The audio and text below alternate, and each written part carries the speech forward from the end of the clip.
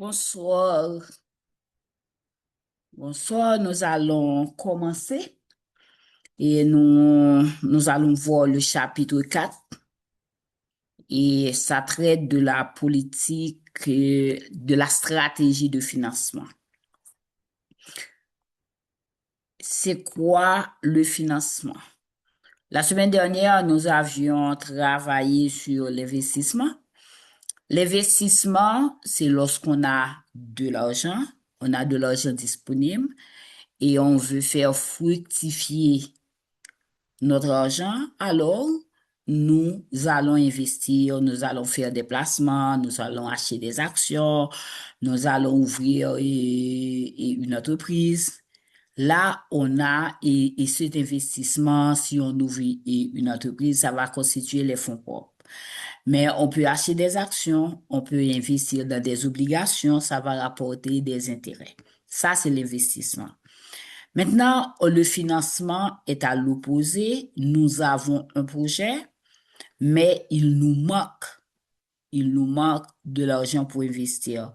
Alors, nous allons trouver des investisseurs potentiels qui vont nous avancer de l'argent et sur ce montant-là, nous allons payer des intérêts ou bien si c'est des actions qu'on a, si c'est des actions qu'on a émises, on va payer des dividendes. Sinon, si c'est un prêt, on va payer des intérêts là-dessus. Alors ça, c'est le financement. Nous avons le projet, mais nous n'avons pas suffisamment de fonds pour investir, alors nous allons trouver des bailleurs de fonds, on va trouver la banque, on va trouver ceux qui ont de l'argent et qui peuvent investir dans notre entreprise.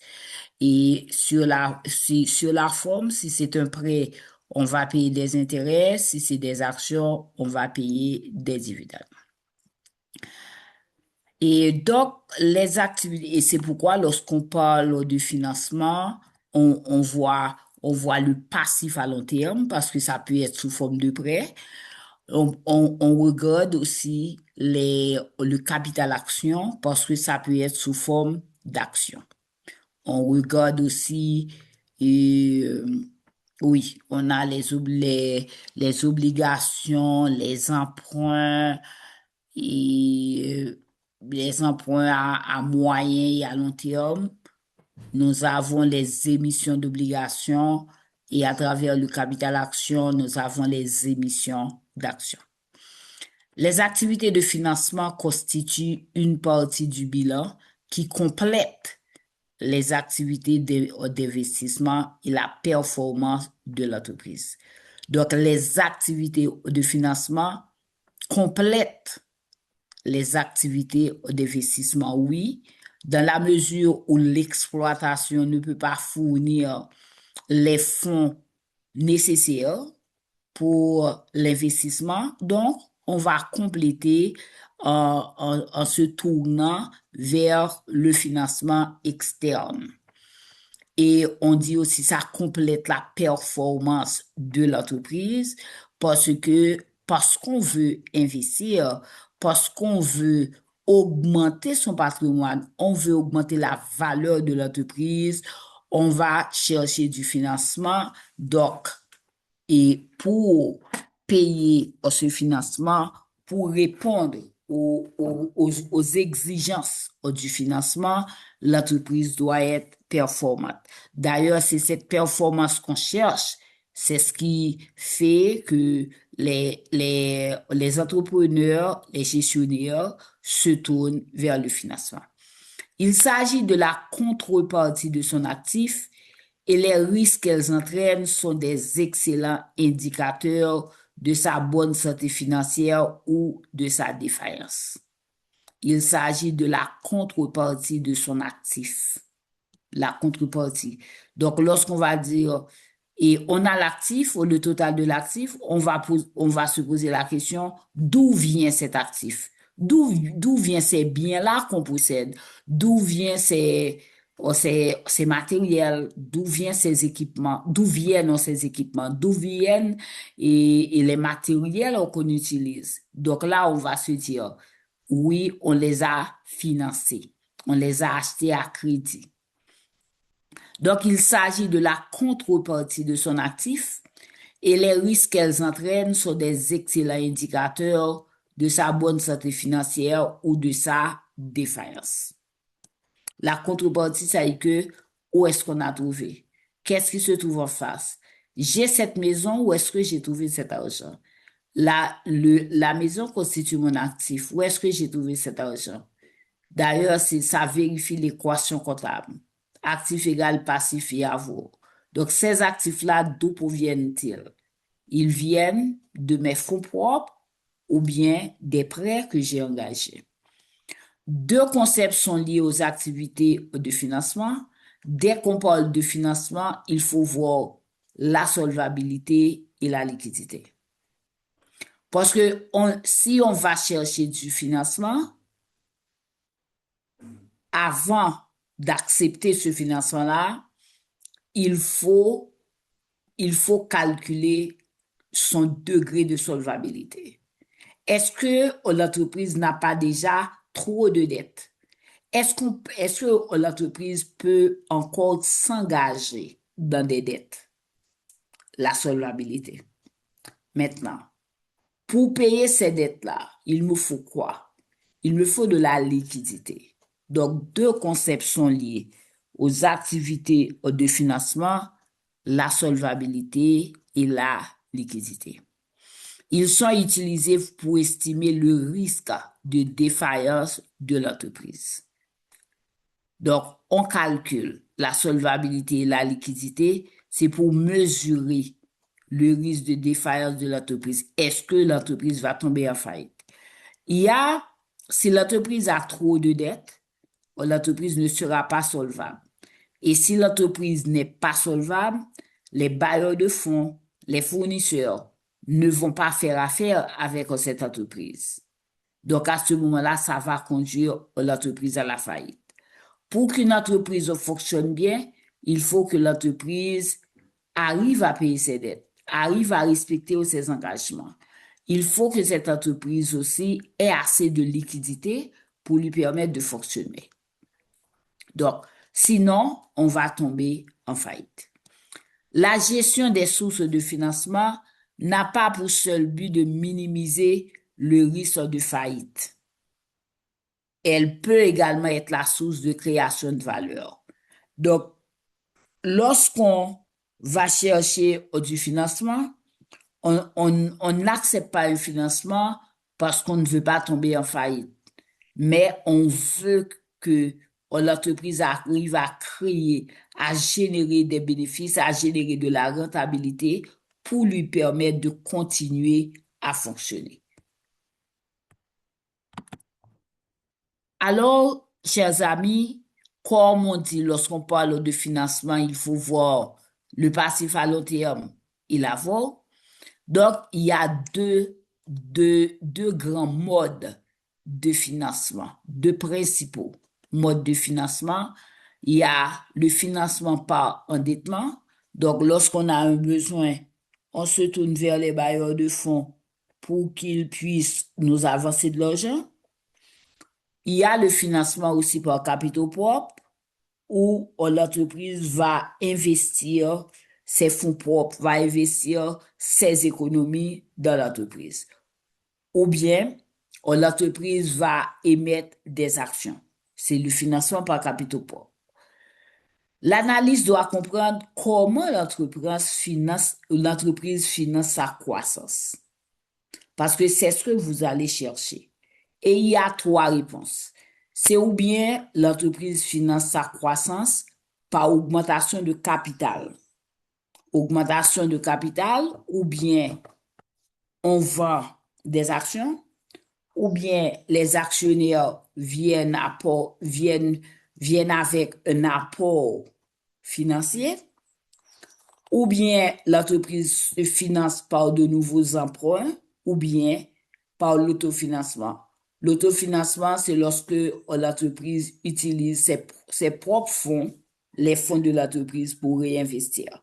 Admettons que cette année, on a généré un bénéfice substantiel et on se dit que on ne va pas distribuer de dividendes, on va financer l'entreprise. Donc, on ne distribue pas de dividendes, les montants reçus, les bénéfices réalisés, on va juste réinvestir ces bénéfices-là. Donc, il y a trois modes. Il y a deux modes de financement, financement par endettement ou bien financement par capitaux propres. Et maintenant, comment l'entreprise finance sa croissance? Est-ce que c'est à travers des actions qu'on a vendues, qu'on a émises? Est-ce que c'est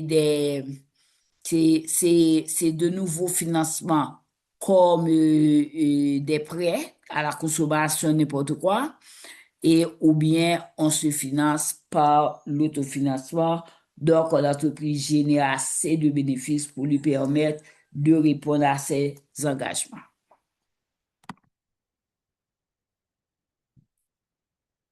Tout d'abord, le financement par endettement.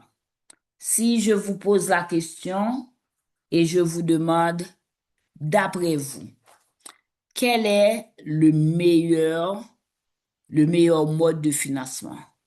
Financement par endettement ou bien financement par capitaux propres, d'après vous? Vous pouvez répondre? Quelqu'un peut répondre? Financement par endettement ou bien financement par capitaux propres? Quel est le meilleur mode? Pardon? Capitaux propres Par capitaux propres. Pourquoi? parce que c'est moins exigible par rapport au financement par endettement. Mhm. Et oui et non, je suis d'accord avec toi. Mais lorsqu'on parle de financement par capitaux propres, qu'est-ce que tu entends par là? L'entreprise émet des actions et puis OK. après un certain OK? temps, L'entreprise émet des actions. Lorsque l'entreprise émet des actions, à qui l'entreprise vend ces actions-là?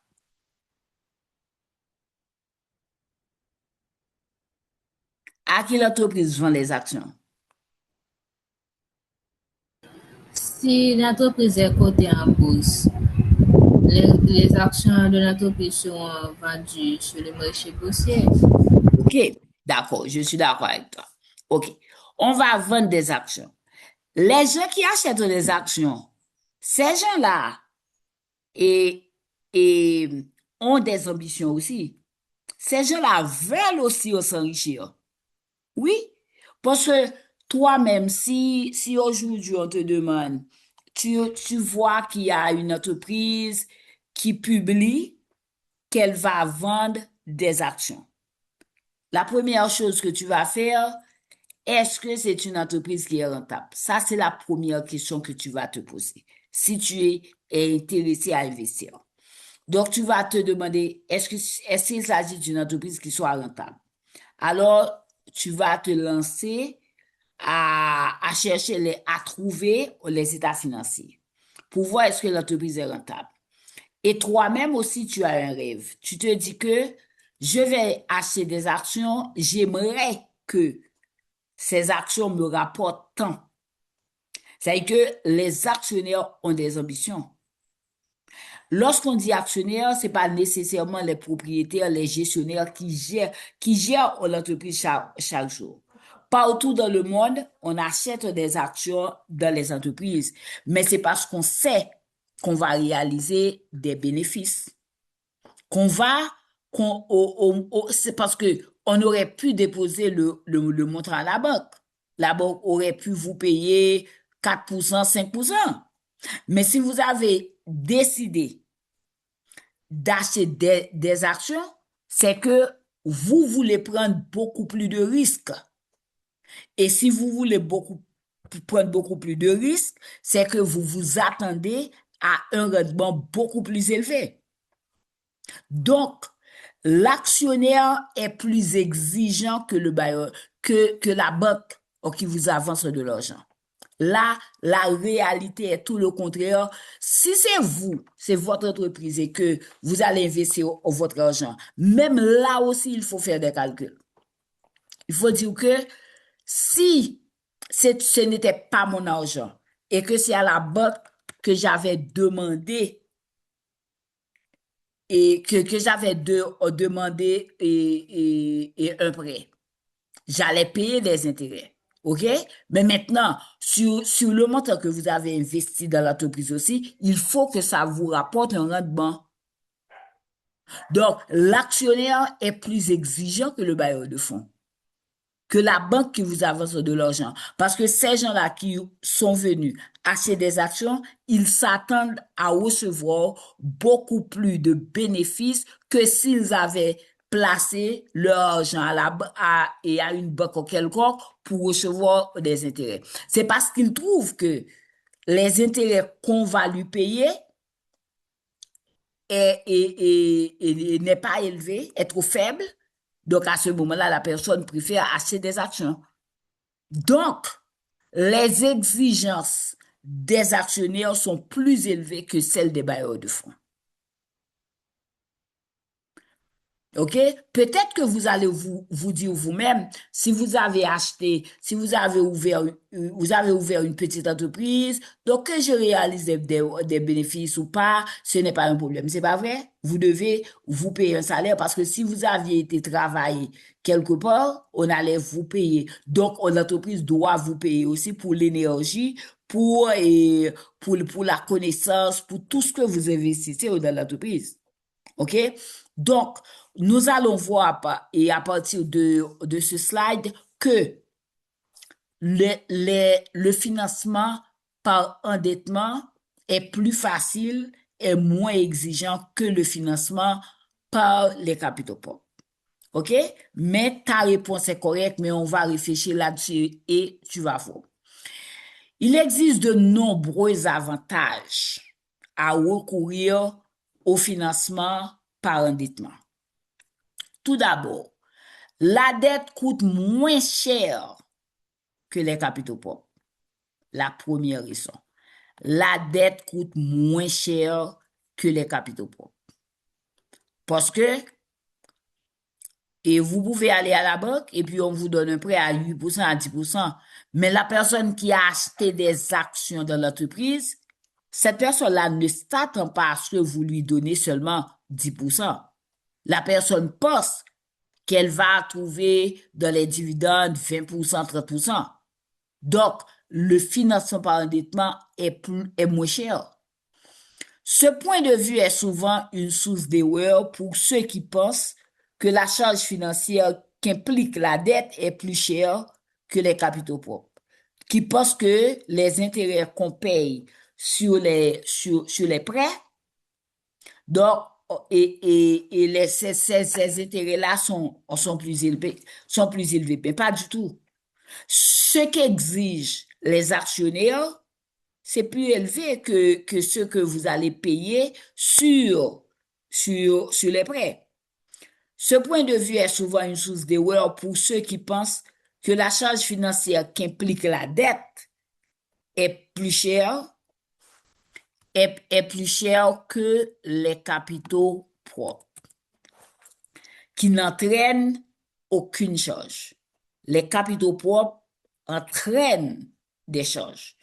Mais c'est erroné de penser que les capitaux propres n'apportent pas de charge. Non, parce que les actionnaires n'aimeraient pas qu'à chaque réunion, et puis on vient, on leur dit que cette année, il n'y a pas de dividende. Parce que la personne a investi pour recevoir des dividendes. Un autre avantage de l'endettement est que les intérêts sont des charges déductibles. Parce que vous calculez les intérêts, vous enlevez les intérêts bien avant de payer l'impôt. Donc, lorsque vous enlevez les charges d'intérêt, ce n'est qu'après que vous allez calculer l'impôt. C'est pourquoi on dit que les intérêts sont déductibles d'impôt. Donc, on les calcule avant de payer l'impôt. Donc, lorsqu'on enlève les charges, ça va diminuer le bénéfice avant impôt. Donc, lorsqu'on va appliquer le taux d'impôt, ça va être inférieur à ce qu'il devrait être. Les intérêts sont des charges déductibles du résultat imposable et qui permettent une réduction des impôts payés.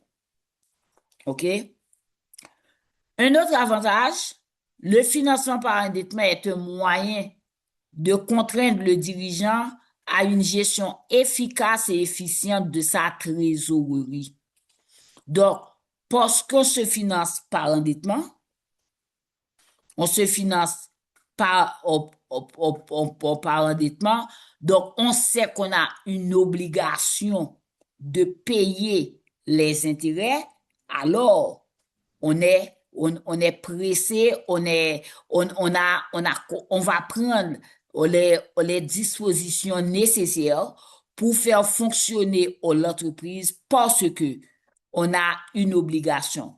Et cette obligation, c'est de payer c'est de payer les intérêts sur les prêts. Donc, il y a une contrainte. Il y a une contrainte et cette contrainte-là va pousser les gestionnaires à travailler beaucoup plus fort pour payer. Donc, c'est une sorte de motivation. C'est une sorte de motivation parce que on sait qu'il y a un engagement, il y a des responsabilités. OK? Il ne devrait ainsi jamais utiliser un financement pour des projets non rentables, car dans ce cas, il lui serait impossible de payer les intérêts et de rembourser les emprunts. Donc, un projet ne peut pas être non rentable. Le projet doit être rentable parce que c'est la rentabilité qui va permettre à l'entreprise de payer les intérêts. Enfin, le dernier avantage est relatif à la communication financière de l'entreprise. Il est plus aisé d'expliquer sa stratégie et de répondre aux questions auprès des créanciers, notamment lorsque ces derniers sont des institutions financières. Donc, ce qu'on veut vous dire par là, c'est que avec le bailleur de fonds, avec la banque, on peut discuter beaucoup plus facilement que les actionnaires. Les actionnaires, on ne les connaît pas. Les actionnaires sont éparpillés de par le monde parce que, comme l'avait dit Sophia tout à l'heure, donc, et on achète des actions en bourse. Donc, là où se trouve l'entreprise, on ne vit pas dans ce pays-là. On ne voit pas ce que fait l'entreprise, mais on a acheté des actions. Donc, comment va-t-on faire pour négocier avec l'actionnaire que vous ne connaissez même pas? Donc, on ne va pas pouvoir négocier avec eux. Donc, lorsqu'on a affaire à des bailleurs de fonds, à la banque et tout ça, c'est plus facile de trouver ces gens-là et de pouvoir communiquer avec eux, de pouvoir négocier avec eux. Mais avec les actionnaires qui sont éparpillés partout dans le monde, on ne va pas pouvoir les rassembler quelque part et leur expliquer le problème de l'entreprise. Il exige il existe un nombre important de formes de financement sur le marché. Il y a le financement par endettement, ce qu'on essaie de faire là, par endettement bancaire, le financement par endettement obligataire. Donc, c'est ou bien on trouve les fonds auprès de la banque, ça va être l'endettement bancaire, ou bien on trouve les fonds et quelque part d'autre à l'extérieur, et ça va être le financement par endettement obligataire. Donc, lorsqu'on a des dettes, on est obligé. On ne peut pas se réveiller un jour et dire, je ne vais pas ouvrir l'entreprise. Non, parce que vous avez des dettes. L'analyse doit évaluer les risques associés à l'emprunt. Les risques associés à l'emprunt. Ils sont au nombre de deux, la solvabilité et la liquidité. On peut avoir un prêt. Le responsable du crédit peut vous dire que oui, il n'y a pas de problème, vous allez avoir le prêt. OK? Mais maintenant, est-ce que l'entreprise a assez de liquidité pour lui permettre de payer? Est-ce que l'entreprise n'a pas trop de dettes déjà? OK? Donc, pour calculer pour cela, pour savoir ou à quel niveau se trouve l'entreprise, on va calculer la dette financière. Pour calculer le montant de la dette financière et de toute entreprise, cette formule peut être utilisée. On a dette obligataire, on calcule les dettes financières après, dette obligataire plus dette bancaire plus dette liée au contrat de location, plus découvert au bancaire, ça vous donne la dette financière. OK? Donc, en termes de fonds, quels sont les engagements de l'entreprise? Lorsque les avantages du personnel représentent une somme significative, un montant vraiment élevé, il serait logique d'utiliser la formule de dette financière corrigée. Donc, on avait calculé la dette financière devant.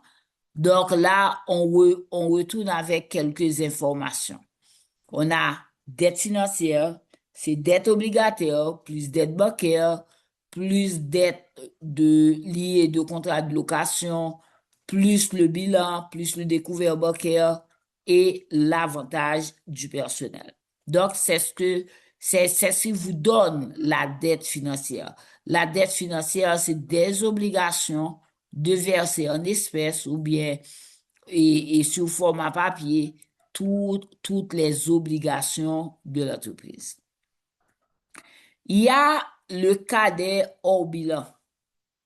Les engagements hors bilan sont des opérations non comptabilisées. Parce que on sait déjà que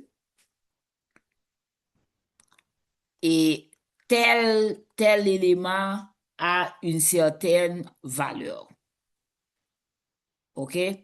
Donc, ce sont des opérations non comptabilisées. On le sait, mais c'est pas écrit quelque part. Il n'y a pas de preuve pour dire et ce qu'on a vu. Les engagements au bilan sont des opérations non comptabilisées. Elles apparaissent dans une note aux états financiers. C'est l'exemple, je vais vous donner un exemple. Admettons que il y a une entreprise qui était au bas de la ville et qui a dû se déplacer, se déplacer pour aller quelque part. Donc maintenant, et l'entreprise avait un local, OK? Mais ce local-là, l'entreprise ne peut pas l'utiliser. Donc là, c'est un local qui est hors exploitation, OK? Il y a aussi, disons que vous allez à la banque pour avoir un prêt. La banque vous dit, OK, il n'y a pas de problème, je vais vous donner le prêt, Mais sauf que je vais vous donner ça en 3 tranches. En 3 tranches.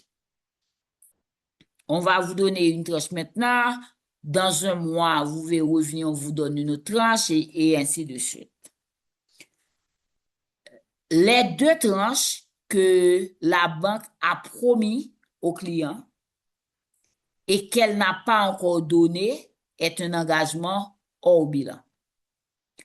On ne peut pas dire que c'est les 2 versements, c'est déjà versé parce que c'est pas encore versé, mais le fait que la banque a dit au client qu'elle va lui avancer tel ou tel montant, ce que la banque n'a pas encore versé constitue un engagement au bilan. Donc, ça veut dire que lorsque l'entreprise gère ses livres, il faut que l'entreprise conserve quelque part qu'il y a un montant à payer à un tel ou bien à un tel. OK? C'est ça un engagement hors bilan. C'est un engagement qu'on a pris. On n'a pas encore clôturé la transaction, mais on a une obligation envers quelques clients. Ce sont les engagements au bilan qui ne se trouvent pas au bilan, mais qui sont gardés en mémoire parce que on a déjà promis quelque chose avec l'IA. Est-ce que ça vous va?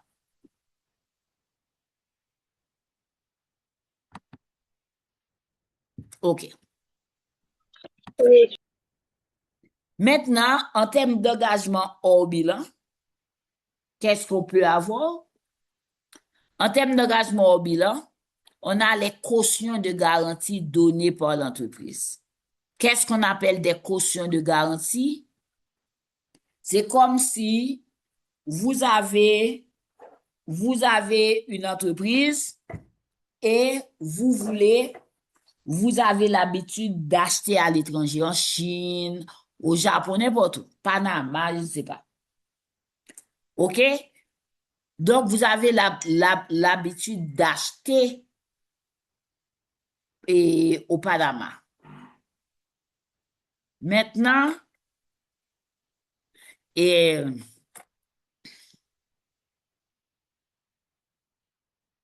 le fournisseur se trouve à Panama.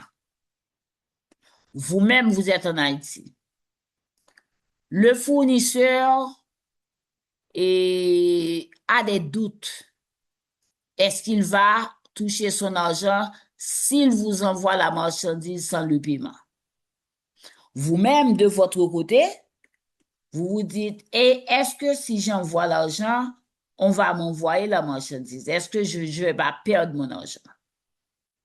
Donc, qui est-ce qui va mettre les deux en confiance, fournisseur et client?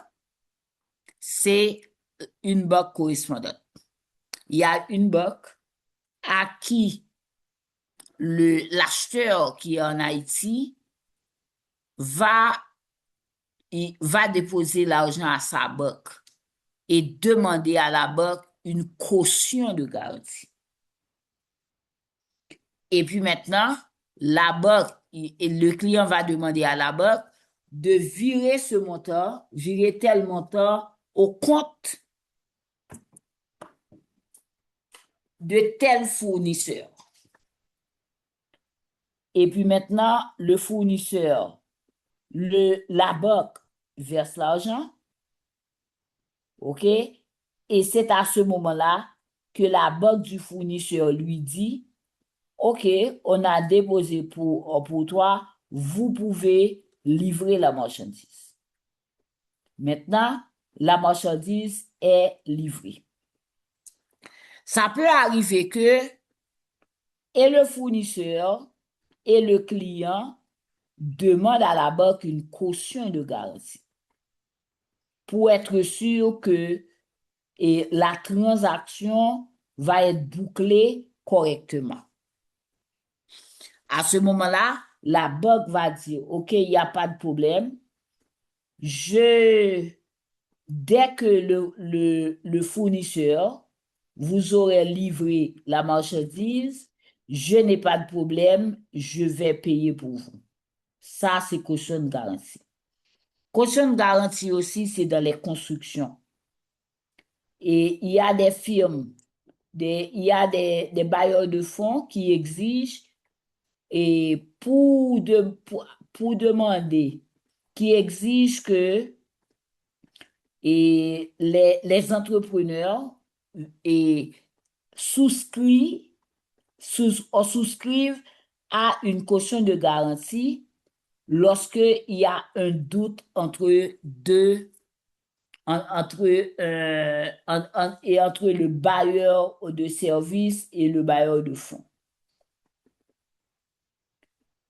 À ce moment-là, qu'est-ce qu'on exige? On exige que la personne, admettons, c'est un ingénieur qui construit un bâtiment, on lui demande de verser une caution de garantie.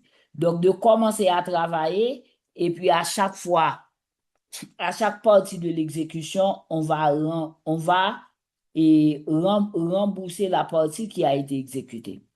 À ce moment-là, pour garantir cette transaction entre le bailleur de fonds et son client, on peut demander au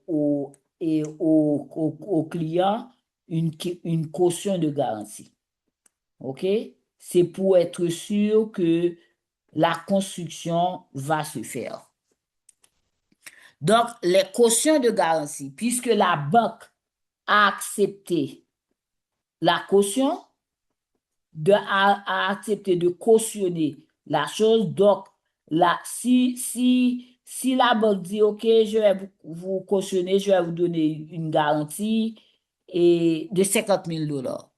Donc, la banque, ces 50 000 dollars représentent un engagement hors bilan pour la banque.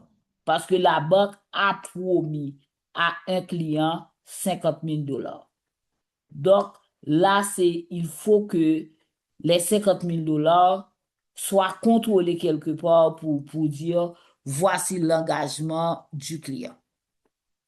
Il y a aussi les loyers futurs des contrats de location simple. Ça, c'est lorsqu'on loue du matériel, on loue des équipements, OK? À ce moment-là, on peut exiger que la personne paye 2 ou 3 mois de loyer, OK? Donc, ces 2 ou 3 mois de loyer constituent des loyers futurs de contrat de location simple. Il y a aussi les opérations sur les instruments financiers à terme ou optionnels sur les taux d'intérêt ou bien sur le taux de change. Ces engagements hors bilan s'effectuent à travers une transaction où, admettons, une banque qui donne des prêts aujourd'hui à 8%. Et que il y a un client qui aimerait garder ce taux-là pendant toute la durée de son prêt. Donc, il y aura un contrat qui est signé entre le client et la banque, OK? Donc, ces deux-là prennent un engagement. Là, le client peut dire que je pense que le taux va baisser. Comme le taux va baisser, je vais prendre l'engagement pour avoir un prêt à tel taux d'intérêt. OK? Donc maintenant, si la banque accepte, même si le taux baisse sur le marché ou bien le taux augmente, c'est un contrat qu'il y a eu, la banque va devoir donner le prêt à un montant d'intérêt. OK? Donc, on fait ça aussi sur les taux de change. Si on prévoit que le dollar va augmenter c'est que le mois prochain, ça va augmenter. Donc, maintenant, on, on peut signer un contrat avec la banque pour lui dire que et à partir de telle période, le prêt que j'aurai et sera à tel montant. C'est un montant fixé. Donc, puisque c'est un montant fixé, c'est un contrat. Parce que si effectivement, même si le taux augmente, même si le taux baisse, puisqu'il y a déjà un contrat qui a été signé entre le client et la banque, on va devoir respecter ce contrat-là. C'est ce qu'on appelle, c'est ce qu'on appelle les engagements hors bilan. Donc, ce sont des engagements qui n'ont pas été, qu'on n'a pas encore effectués, mais il y a un engagement là-dessus. Même si ce n'est pas encore effectué, donc il faut créer une provision là pour ces promesses-là. Et c'est ce qu'on appelle des engagements hors bilan. L'analyse financière doit veiller aux engagements hors bilan de l'entreprise. Il est important que ceci ne soit pas trop important par rapport à la taille de l'entreprise. Donc, les engagements hors bilan ne doivent pas représenter un montant trop élevé dans les livres. L'exemple d'un engagement hors bilan qui pourrait être considéré comme excessif serait un montant trop élevé de loyer de contrat de location simple pour des années subséquentes, alors même que les actifs concernés ne génèrent que peu de trésorerie. OK? Donc là, ce sont des engagements hors bilan.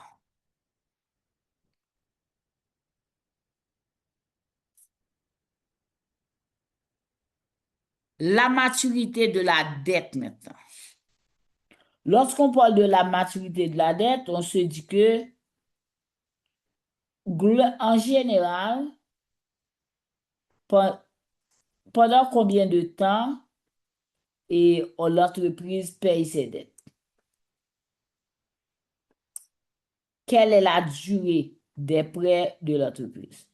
Lorsqu'on parle de maturité de la dette, il y a des prêts qui sont sur 2 ans, sur 1 an, sur 10 ans, sur 15 ans.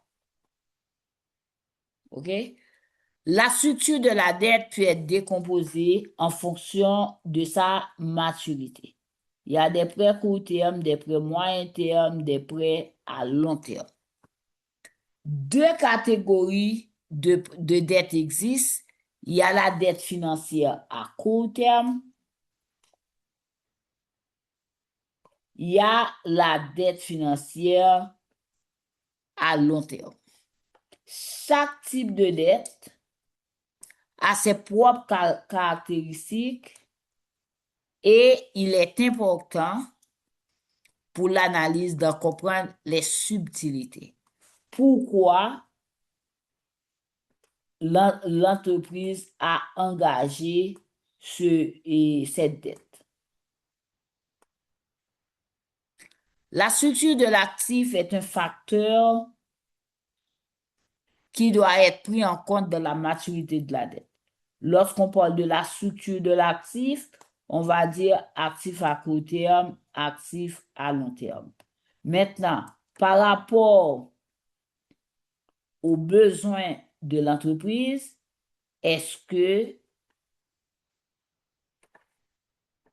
par rapport aux besoins de l'entreprise, est-ce qu'il y a une prédominance de prêts à court terme ou bien de prêts à long terme?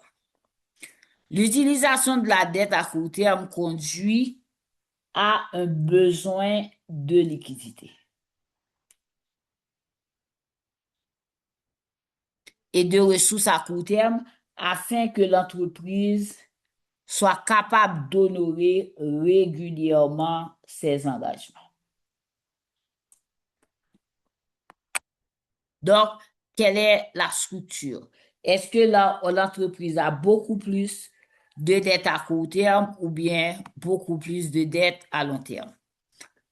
Le financement à long terme par une succession de dettes à court terme augmente le risque de défaillance. Qu'est-ce qu'on veut dire par là? Si on a un besoin à long terme, on va prendre des dettes à long terme parce que on sait que c'est un bien qu'on va utiliser sur une certaine période. Donc maintenant, on doit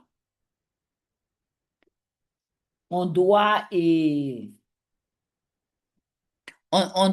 avoir un prêt à long terme. Parce que les ressources qui vont être générées par cet actif-là, c'est à long terme. Par contre, si on a un bien et ce bien-là génère des ressources à court terme, donc ça doit être un prêt à court terme aussi. Donc, on ne peut pas avoir un prêt ou un bien à court terme et on va prendre un prêt à long terme pour financer ce bien-là. C'est comme si, l'exemple que je peux vous donner, vous avez un client. Le client vous doit. Mais le client a des difficultés quelconques pour payer. Maintenant, vous-même, si vous voulez, et OK, comme le client ne peut pas payer, le client a dit qu'il viendra payer dans 2 mois, et que vous-même, vous avez un besoin d'argent, donc vous allez à la banque, vous allez prendre un prêt pour 2 mois, parce que vous savez que le client viendra payer dans 2 mois. Mais vous ne pouvez pas, le client vous dit, je vais vous payer dans 2 mois, vous allez à la banque et vous allez prendre un prêt sur 2 ans. C'est pas normal. OK?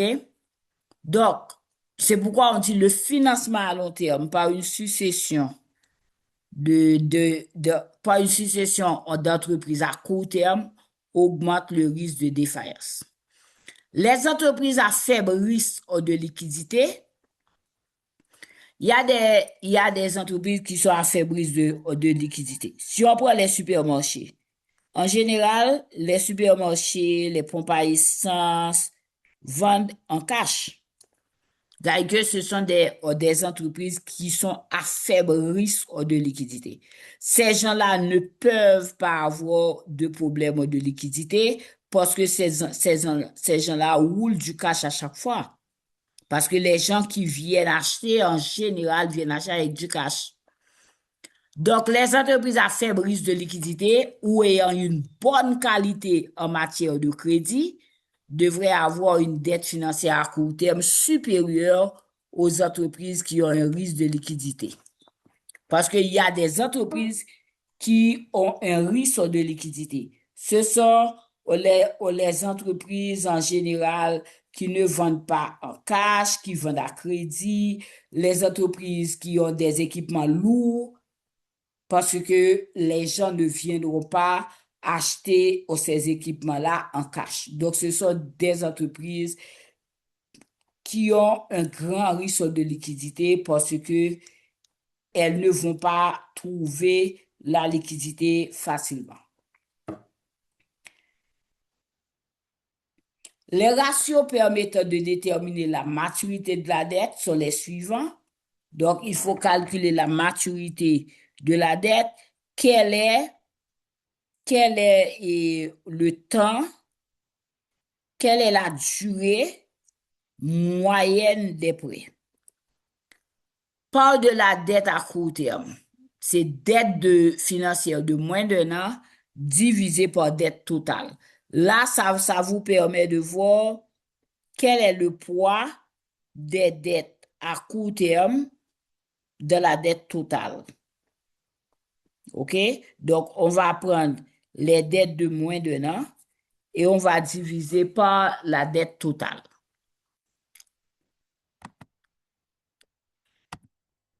Après, on peut calculer la part de la dette à long terme. Donc, on va prendre les dettes de plus d'1 an divisé par le total des dettes, Et là, ça va vous dire est-ce que l'entreprise a beaucoup plus de dettes à court terme que de dettes à long terme.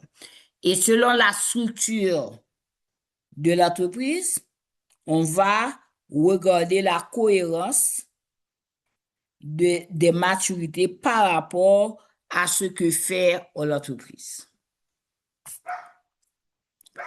La maturité de la dette est utile pour l'analyse financière puisqu'elle lui permet de connaître la période limitée de temps de laquelle l'entreprise s'est engagée à rembourser ses créanciers.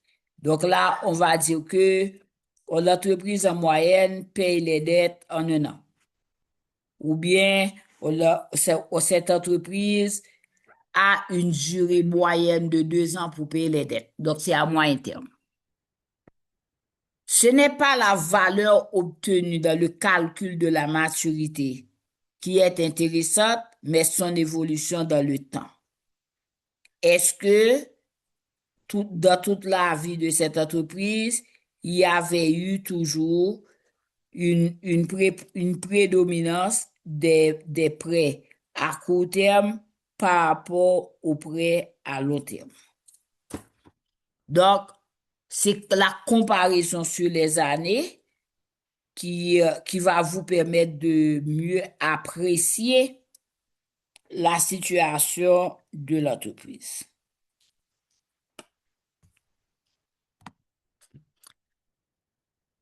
Donc, voilà pour le financement par endettement. Donc, vous allez calculer la dette financière à court terme, la dette financière à long terme, le pourcentage, la maturité moyenne de la dette. Est-ce que c'est beaucoup plus de dette à court terme ou bien beaucoup plus de dette à long terme? Et on a vu l'importance d'avoir les avantages qui sont liés à l'endettement par rapport au financement par capitaux propres. Maintenant, le financement par capitaux propres, il y a 3 éléments qui vont être abordés lors de l'analyse des activités de financement par capitaux propres. On a l'augmentation de capital lorsque l'entreprise fait une émission d'actions. On a le rachat d'actions des parts d'anciens actionnaires. Donc, il y a des actionnaires qui laissent l'entreprise. On est obligé de racheter leurs actions. Et il y a aussi le paiement de dividendes qui est lié à la présence d'actions dans l'entreprise. Donc, dès qu'il y a des actions dans l'entreprise, il faut payer des dividendes. Certaines fois, un tableau de variation des capitaux propres est publié dans les états financiers. Ce tableau permet de comprendre la variation des capitaux propres d'un exercice à l'autre.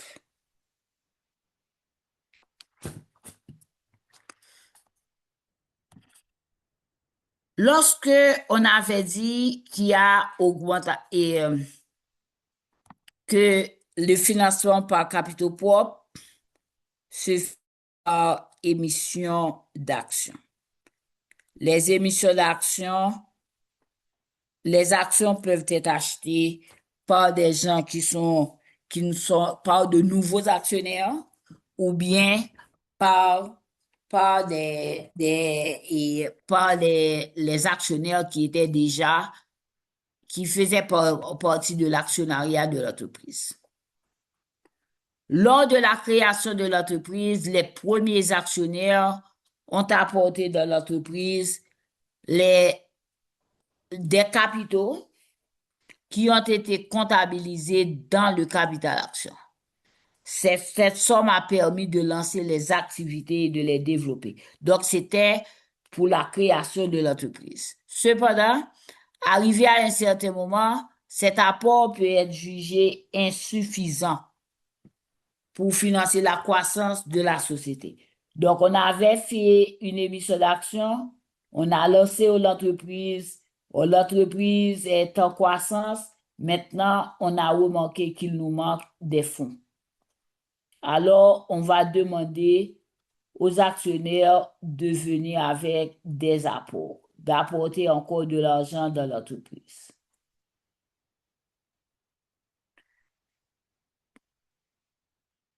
Et pour que les actionnaires puissent encore investir en achetant des actions, on va faire une nouvelle émission d'actions.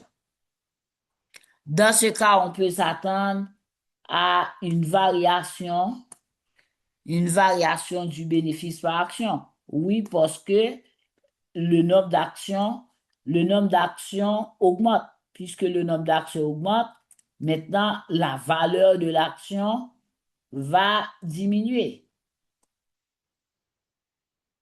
OK? Donc, c'est pour calculer le résultat par action maintenant, on va prendre le bénéfice. On va calculer le bénéfice par action et ça va être le bénéfice net, OK, divisé par le nombre de rédactions ordinaires. Mais s'il y a des actions privilégiées, il faut enlever les dividendes pour les actions privilégiées pour pouvoir calculer le bénéfice par action. Le bénéfice par action signifie bénéfice par action ordinaire. Et c'est pourquoi on divise le résultat qu'on a obtenu par le nombre d'actions ordinaires. Donc, pour l'augmentation du capital, on va calculer le bénéfice par action, le BPA. L'autre transaction qui peut arriver au niveau du capital action, c'est le rachat d'actions. Donc, on peut émettre des actions qui augmentent le nombre d'actions. On peut racheter les actions. Le rachat d'actions, dès qu'on parle de rachat d'actions, donc on va diminuer le nombre d'actions. Donc, il y a des actionnaires qui laissent l'entreprise, qui ne veulent plus être actionnaires, mais donc qui vont demander à l'institution, à l'entreprise, de lui remettre son argent. OK? Ça, c'est le rachat d'actions. Les entreprises peuvent également procéder à un rachat d'actions. Il est considéré comme l'opposé de l'augmentation de capital. Il se réalise lorsque les dirigeants estiment que le coût de l'action est sous-évalué. Donc, on trouve que il y a trop d'actionnaires dans l'entreprise. Donc, c'est parce qu'il y a trop d'actionnaires dans l'entreprise, c'est pourquoi la valeur de l'action baisse. Alors, ce qu'on fait, on diminue le nombre d'actions. Comment on va diminuer le nombre d'actions? C'est en rachetant certaines actions pour avoir le moins d'actions en circulation. La principale conséquence du rachat d'actions est une hausse sur le bénéfice par action. Donc, puisqu'on diminue le dénominateur de la fraction, donc ça va augmenter le résultat.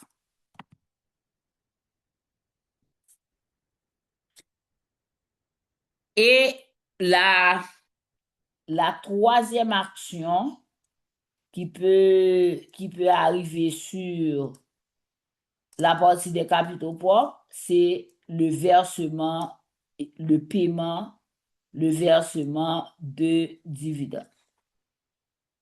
Afin d'analyser le niveau des dividendes versés par l'entreprise, il est indispensable de comprendre la caractéristique principale. Le dividende d'une entreprise est le principal mode de rémunération des actionnaires. Donc, c'est le seul moyen qu'on a, c'est le seul vecteur qu'on a pour rémunérer les actionnaires de l'entreprise. Payer des dividendes. Le dividende d'une entreprise est le principal mode de rémunération des actionnaires. Il faut que l'analyse garde à l'esprit cette relation financière. Et quels sont les déterminants de la politique de dividende? En décidant de verser des dividendes, les dirigeants utilisent la trésorerie de l'entreprise parce que le paiement de dividendes se fait en cash. Même si c'est le chèque qu'on va donner à la personne, mais avec de la liquidité, afin de rémunérer les actionnaires. Il s'agit donc de la trésorerie qui ne pourra pas être utilisée pour des projets d'investissement. Donc, on ne peut pas l'investir, on va distribuer aux actionnaires. Le paiement de dividendes expose l'entreprise à un possible besoin de financement dans le futur. Parce qu'on a distribué des dividendes, peut-être que ça va poser un problème en ce sens que l'entreprise aura des besoins de trésorerie. Parce que c'est beaucoup de trésorerie qui sont là pour payer les dividendes. Le paiement de dividendes expose l'entreprise à un possible besoin de financement dans le futur qui nécessitera de nouvelles négociations avec les actionnaires. Toutefois, les dividendes représentent un moyen efficace de protection des actionnaires.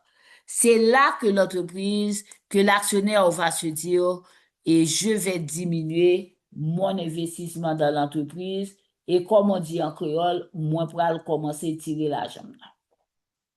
OK? Donc, les dividendes représentent un moyen efficace de protection des actionnaires pour ne pas perdre tout comme là. Les actionnaires minoritaires peuvent exercer leurs pouvoirs légaux pour forcer les dirigeants à les rémunérer plutôt qu'à conserver cette trésorerie. Parce que l'actionnaire qui est en majorité, il n'a pas intérêt à ne pas réinvestir dans l'entreprise. Chaque fois que l'entreprise a un besoin d'argent, on réinvestit et ce qu'on a réalisé. Cependant, l'actionnaire minoritaire qui n'est pas propriétaire de l'entreprise, en guillemets, donc, lui, il aimerait toucher son argent, quel que soit le problème que l'entreprise a. Il aimerait toucher son argent très tôt, chaque année. OK? Donc, les actionnaires minoritaires peuvent exercer leurs pouvoirs légaux pour forcer les dirigeants à les rémunérer plutôt qu'à conserver cette trésorerie. Ainsi, une politique de dividendes généreuse peut être le signe d'une gouvernance protégeant les actionnaires. Une politique de dividendes généreuse, c'est lorsque l'entreprise adopte une politique pour verser des dividendes chaque année. De verser une partie de dividendes chaque année. OK?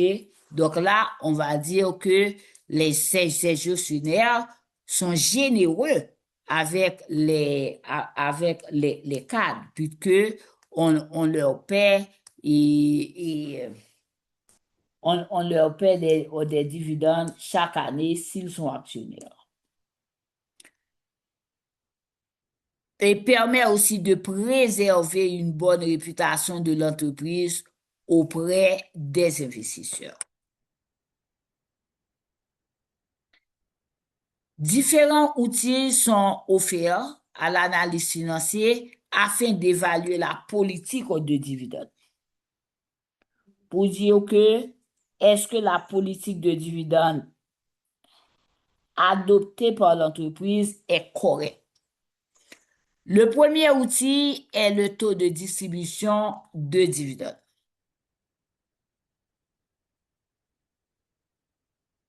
est le taux de distribution de dividendes. Le taux de distribution de dividendes, c'est dividendes versés divisé par résultat net. Donc, que représentent les dividendes versés par rapport au résultat net? Quel pourcentage du résultat net est versé en dividendes? Ou bien, le taux de distribution, c'est dividende par action divisé par le bénéfice par action. Il s'agit de la proportion du résultat net versé aux actionnaires. Ce taux devrait être stable ou croissant dans le temps afin d'émettre le signal favorable qu'ils sont rémunérés dans la même proportion tous les ans. OK? Ça, c'est le taux de distribution. Ça, c'est pour les dividendes. On peut avoir aussi ce que représentent les dividendes par rapport au chiffre d'affaires. Donc, c'est encore dividendes versés par le chiffre d'affaires. Donc, quel est le pourcentage de chiffre d'affaires qui est versé en dividendes? Le deuxième outil se rapproche du taux de distribution à une différence près. Le chiffre d'affaires remplace le résultat net. Donc, c'est que représentent les dividendes par rapport au chiffre d'affaires. L'avantage technique de ce ratio est que le chiffre d'affaires ne peut pas, par définition, être négatif, contrairement au résultat net. Donc, si on calcule le bénéfice à partir du chiffre d'affaires, donc là, c'est éviter de ne pas payer parce que ça peut arriver, à la fin, il n'y a pas de bénéfice. Cette différence est essentielle pour l'analyse car elle lui permet de mettre en rapport la rémunération des actionnaires avec le volume d'activité plutôt qu'avec la rentabilité.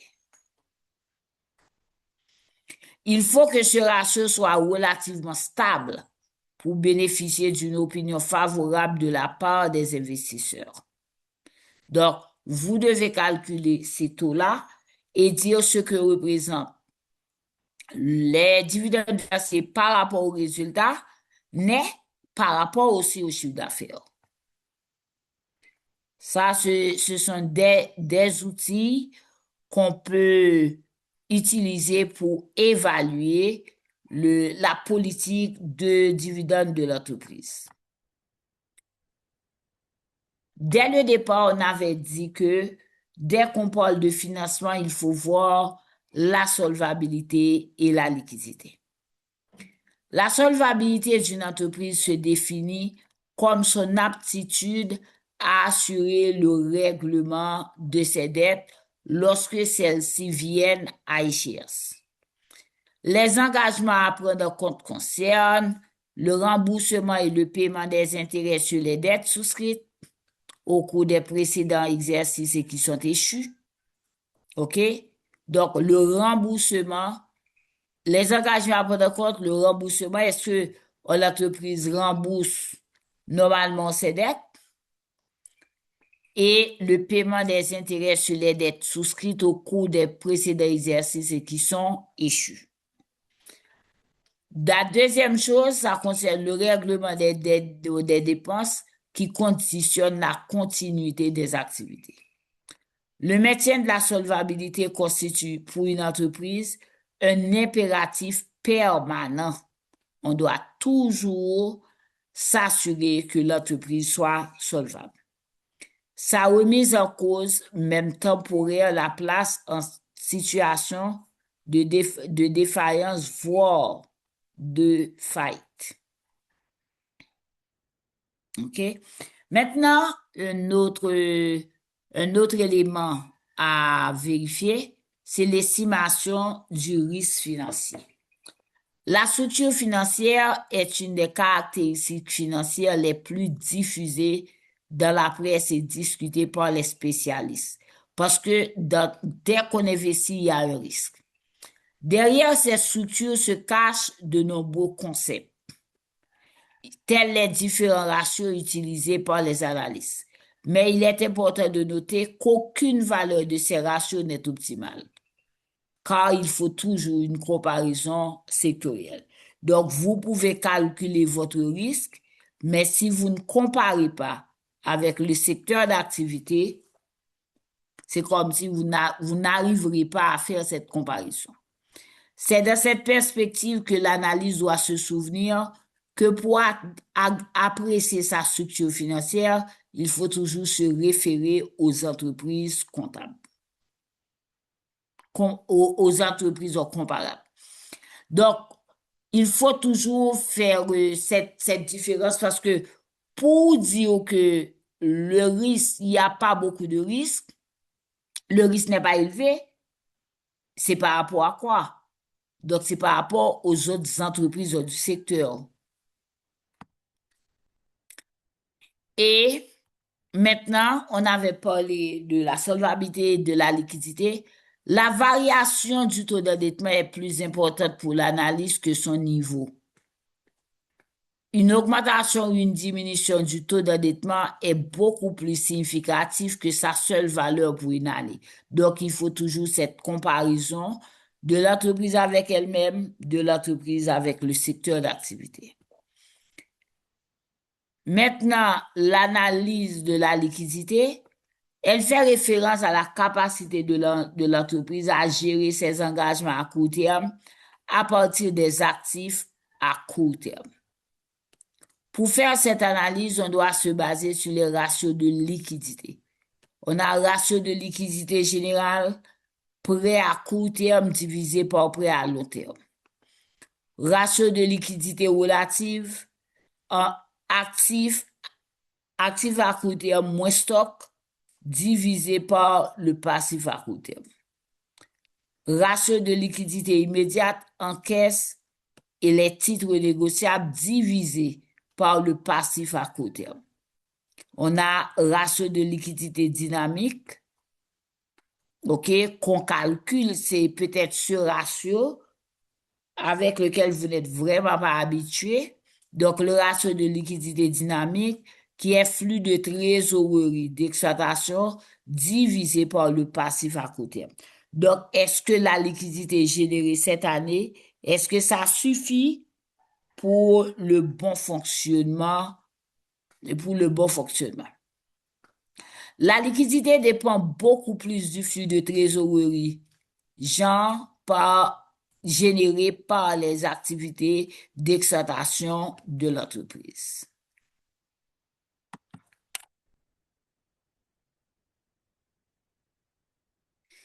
OK?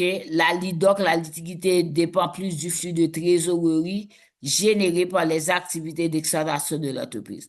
Donc, vous connaissez déjà ces ratios. Le seul ratio qui est un petit peu nouveau pour vous, c'est le ratio de liquidité dynamique, qui est flux de trésorerie d'exploitation divisé par le passif à court terme. Donc voilà, chers amis, c'est ici que prend fin le cours, ce chapitre que je vous invite à lire, à bien comprendre, à bien appréhender.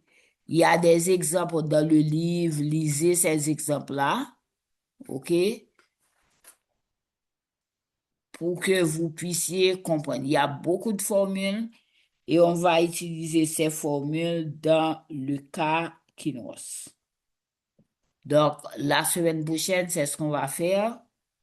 On va voir la partie théorique. Donc, et mardi prochain sera 5 mai.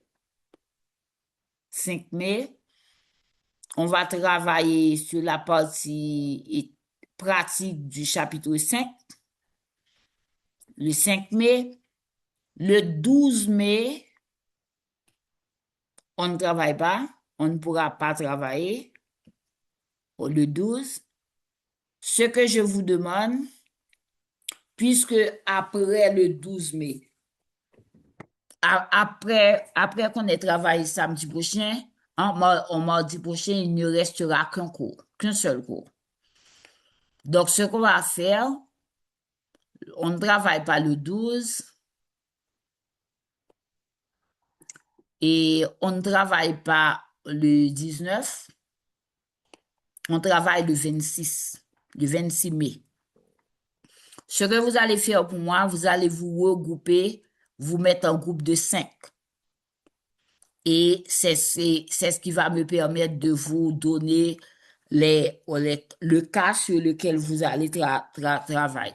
Même si on n'a pas encore, même si on va voir le chapitre 5, le chapitre 6, le 26, mais vous-même, vous aurez le temps de commencer, de vous réunir sur le cas et sur lequel vous allez travailler pour faire l'exposé à la fin du cours et pour me présenter l'analyse financière du cas aussi. Donc voilà. Et donc après, mardi prochain, 5, on se rencontre le 26 mai. Pour voir le chapitre 6, ce sera le dernier cours. Et à ce moment-là, je vais fixer avec vous et les modalités pour la fin. Au début du mois de juin, on doit avoir l'exposé.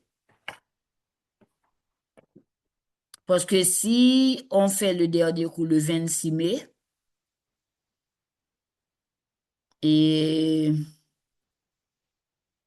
le 26 mai, et ça, le 2 juin,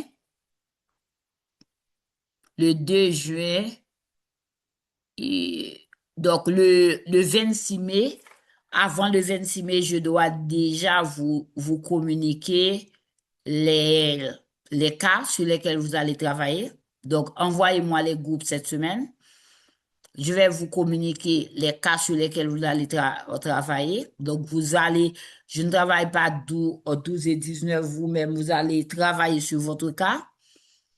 Le 26 mai, on termine avec le chapitre. Je vous donne une semaine, donc soit le 2 juin, on ne travaille pas. Le 9 juin, on doit avoir les exposés. C'est le 9 ou le 16 juin. 9, peut-être on a les exposés. Le 16, vous aurez l'examen final. Sinon, on peut inverser. On peut avoir l'examen final le 9 juin et et l'exposé le 16. Donc, c'est à vous on pourra voir ça ensemble. Donc, après le cours du mardi prochain, le prochain cours, c'est le 26 mai. Est-ce que vous avez des questions?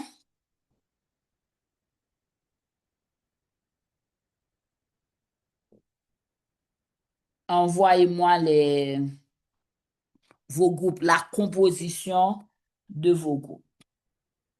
Envoyez-moi ça sur le groupe chat, comme ça les autres pourront voir la composition des étudiants qui font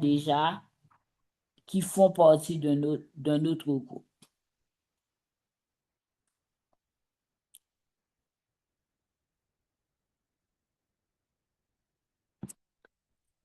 Ça vous va? Oui, Vous avez madame. des questions? Oui, allez-y.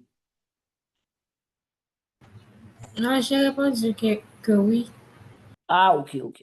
Eh bien, ok, j'attends la composition de vos groupes. Mettez ça sur le groupe chat, sur le groupe WhatsApp, alors. Sur le groupe WhatsApp, puis on publie la composition de vos groupes pour que je puisse vous donner, vous assigner les cas sur lesquels vous allez travailler. Donc, on termine. Je vous dis bonsoir, bonne soirée. Lisez le chapitre pour que et mardi prochain, on puisse travailler qui nous reste sur la partie pratique du chapitre 5.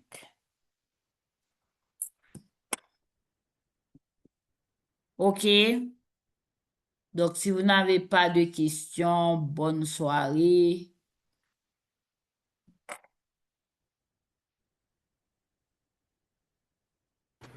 Merci à vous aussi, madame. D'accord, au revoir.